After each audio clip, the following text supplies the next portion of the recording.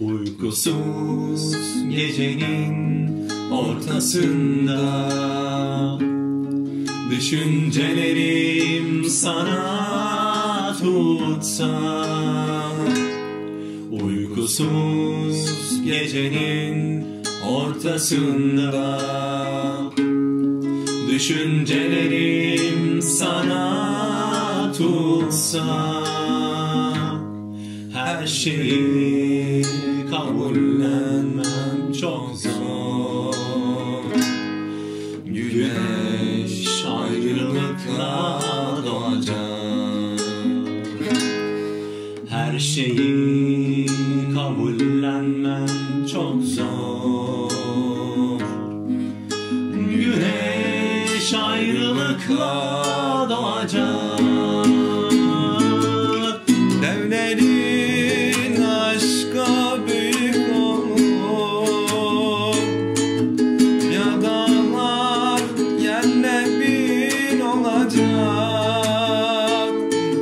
Ya kıyametler kopacak, ya da dünya batacak. Senden ayrı ayrılacağım. Devlerin aşkı büyük olur. Ya dağlar yerle bir olacak. Ya kıyametler kopacak, ya da dünya batacak. Senden öyle ayrılacağım.